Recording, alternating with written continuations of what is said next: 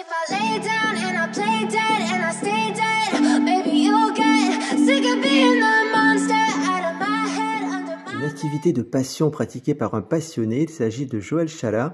Je suis allé le rencontrer chez lui à Corbeil-Essonnes, en région parisienne, pour que l'on parle de cyclisme.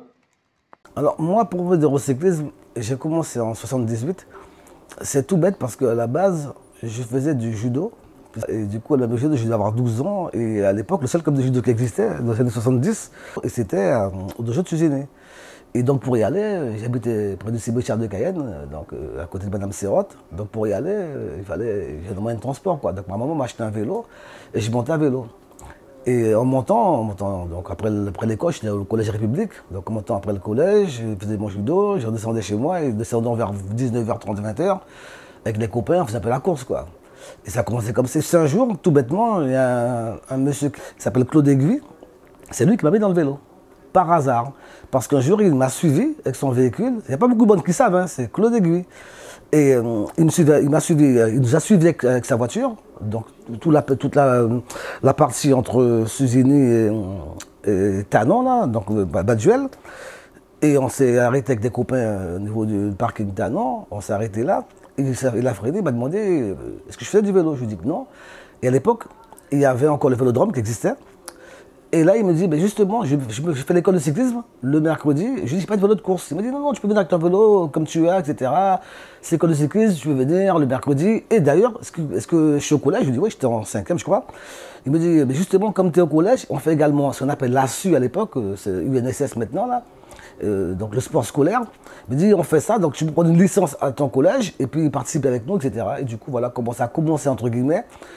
Et donc voilà, j'ai commencé le cyclisme par la piste au vélodrome avec M. Aiguille. Ben, j'étais un coureur relativement bon au sprint. Parce que ben, après, peut-être que c'est le fait d'avoir commencé par la piste, peut-être que c'est grâce à ça. J'étais assez bon sprinter. Comme je disais, j'ai commencé à 13 ans et demi. Donc on va dire première année minime. Donc l'année de la 2014 ans. Monsieur Belloni, j'avais un vélo qui n'était pas trop bon état. Monsieur Belloni m'a passé le sien, un vélo Le Jeune bleu. Donc, le truc, c'est qu'il m'a passé son vélo, qu'il avait carrément dans son garage, qui était en bon état, très bon vélo. Et j'ai commencé à courir. Donc finalement, on m'a surclassé chez les cadets. Et en tant que minime, je courais avec les cadets et j'ai eu de très bonnes performances, quoi. J'ai commencé à... Je ne gagnais pas chez les cadets, j'étais minime, je ne gagnais pas. Mais j'ai fait pas mal de podiums. Ouais, au moins 5-6 podiums.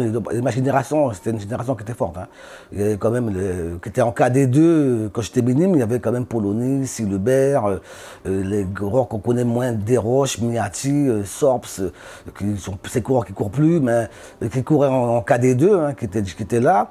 Et donc voilà, et puis moi j'étais minime avec ces coureurs-là, il y avait d'autres coureurs comme Pointel, enfin des coureurs qui marchaient bien à l'époque, quoi, de l'époque.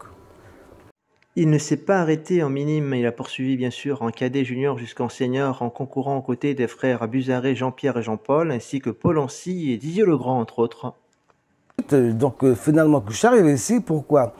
Donc, au départ, j'étais pas prédestiné à être directeur sportif. Hein. Je ne me suis pas réveillé un matin en me disant tiens, je vais faire ça.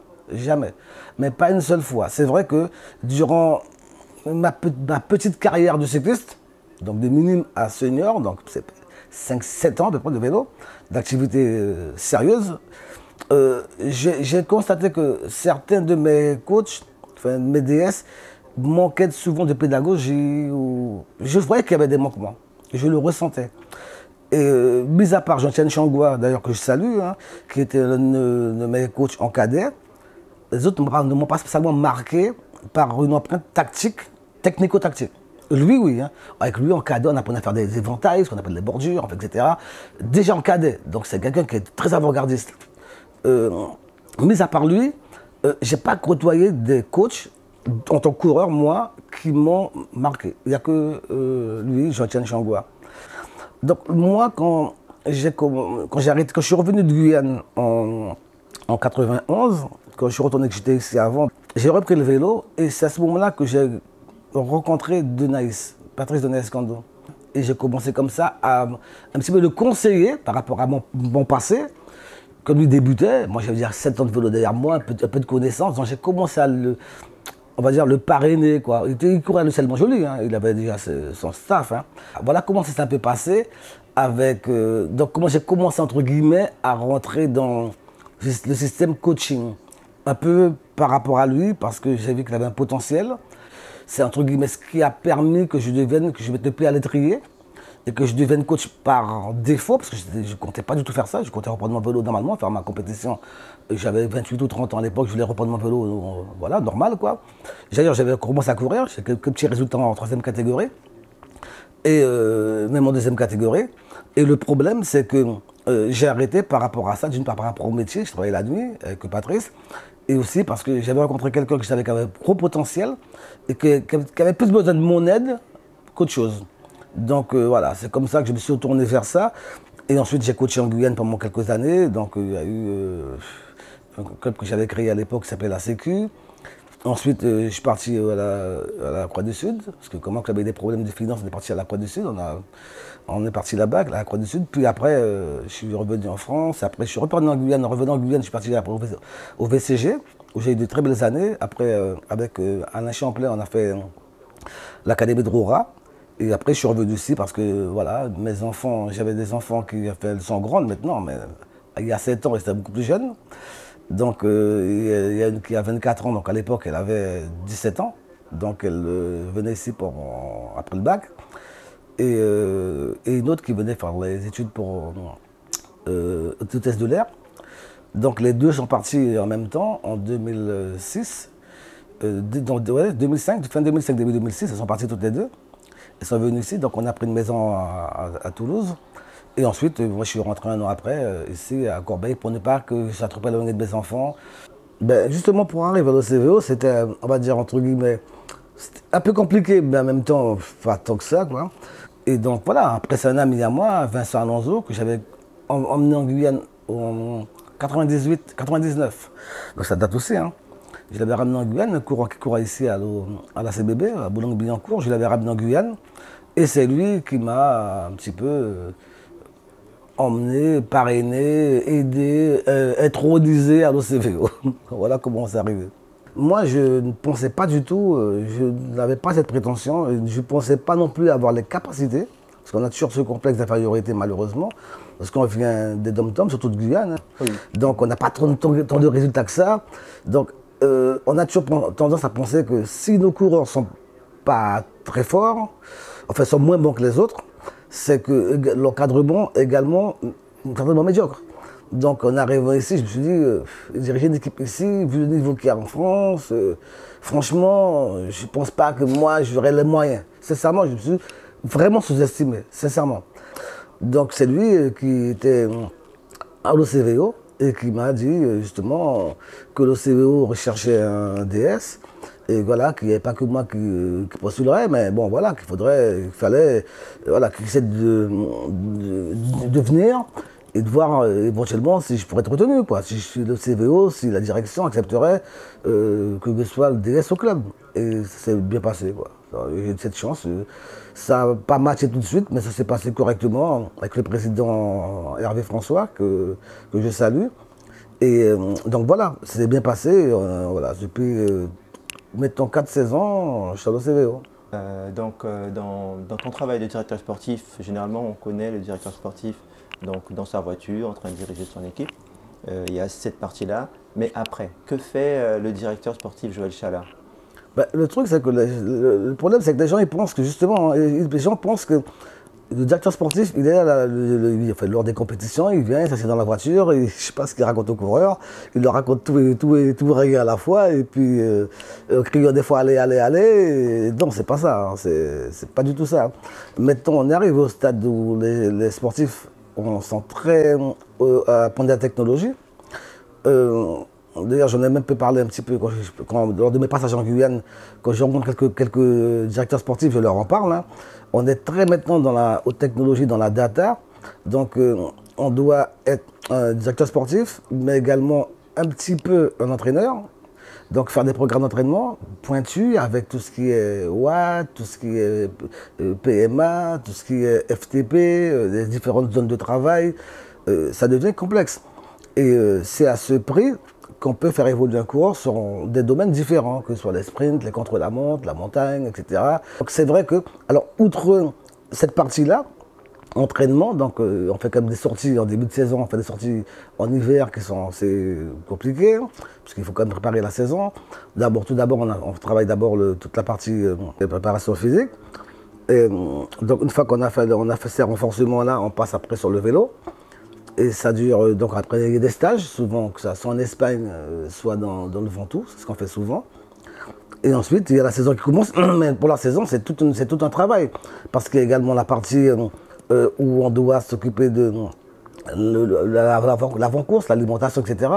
L'après-course avec les goûters, enfin les collations, enfin des choses comme ça. Et préparer le calendrier également. Le calendrier doit se faire très en amont. Un club, lorsqu'il arrive, contrairement à nous dans les dom-toms, ici, pour qu'un coureur choisisse un club par rapport à un autre, souvent sur le calendrier que propose le club, le calendrier de compétition que propose le club, et bien entendu le budget du club, ce qui est normal, mais surtout, enfin, en partie aussi sur le calendrier. Donc on doit avoir un bon calendrier de compétition bien fourni, avec des compétitions assez importantes, qui permettent aux coureurs de marquer maximum de points, au club également, et voilà, que tout le monde soit un petit peu, s'en sorte. Mais c'est vrai que le boulot du directeur sportif, il n'est pas, voilà, il n'y a pas de repos, pas de tout repos. Ici, il y a beaucoup de grandes courses. Après, les grandes courses sont souvent des courses qui sont ouvertes au DN1, aux élites, donc c'est des courses difficiles. Mais c'est vrai que Paris-Conneré me fait rêver. C'est vrai qu'elle me fait rêver. Paris-Conneré, parce que Paris avant, là, j'ai gagné. Paris-Conneré, oui, Paris-Conneré, c'est une très belle classique, que beaucoup de rêvent de gagner. Il y a 2 ans, c'est Guichard qui l'a gagné, donc c'est quand même pas rien. Guichard. Michael Guichard, celui il était à Proimo avant. Il était à Proimo. Il courait avec Bennett, justement. Bennett qui a gagné le Tour de la Guadeloupe à 3 reprises, je crois, 2 ou 3 reprises consécutivement. Donc ouais, c'était à la grande époque de Proimo. Donc voilà, c'est des coureurs de très haut niveau qui gagnent ces courses-là. Et c'est une course qui me ferait bien rêver. Paris-Conneré, ouais, franchement, ouais. Là, tu diriges le CVO, c'est ça? Alors, on est hors saison, hein, donc les intersaisons, c'est souvent sujet à mutation. Donc voilà, donc c'est clair que je suis en discussion avec un autre club. Et donc logiquement, ça devrait se faire. D'accord. Ça devrait se faire rapidement. Pendant la préparation de cette vidéo, je viens d'apprendre officiellement que Joël Chala est le nouveau DS de l'ECAD 93, l'entente cycliste Aulnay-Drancy. C'est un doux rêve. C'est un doux rêve. Après, je ne m'interdis rien. Parce que, comme je te disais, hein, avant d'être à l'OCVO, sincèrement, je ne pensais pas du tout que j'avais les capacités de diriger un club de ce niveau. Voilà, ça s'est bien passé. Il y a eu des hauts et des bas, normal, c'est comme dans tout, comme partout. Si maintenant je suis demandé un petit peu à droite et à gauche, donc ailleurs, c'est que les gens reconnaissent mon travail. Durant l'intersaison, j'ai quand même 4 demandes de clubs pour venir chez eux les diriger. C'est quand même pas rien. Des gens qui m'ont appelé, m'ont envoyé des messages, donc voilà, ont été intéressés par mon profil. Ça prouve que je fais du bon travail. En fait, je fais du bon travail. Mon travail est reconnu en tout cas. Bon ou moins bon, je ne sais pas. Mon travail il est reconnu, hein, à quelque valeur qu'il soit, mais il est reconnu. Donc voilà, après, ouais, je m'interdis rien, je ne sais pas, une obsession, alors là, je ne fais pas du tout une obsession, alors là, pas du tout, mais je ne m'interdis rien du tout. Si j'ai l'opportunité de monter une catégorie supérieure, je le ferai. Pour tout vous dire, j'ai des clubs de DN2 qui sont venus me voir, et j'ai refusé. Parce que, voilà, c'est pas que je ne me sens pas prêt, parce que les conditions ne sont pas encore totalement réunies, enfin en tout cas me concernant, pour aller à ce niveau-là. Donc, voilà, je ne m'interdis rien, c'est un rêve. Le cyclisme en Guyane, c'est délicat d'en parler, c'est particulier, c'est spécial, et que dire du cyclisme guyanais? Le problème, c'est lorsqu'on vit quelque part, lorsqu'on est dans un endroit, on pense que ce qu'on fait est bien. C'est normal. On dit, on n'a pas suffisamment de recul, on ne se donne même pas de recul. Pour certains, en tout cas. Et le souci, c'est que très souvent, on n'est pas dans le vrai.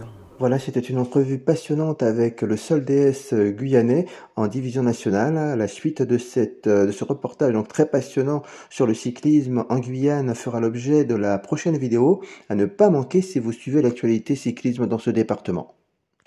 But if I lay down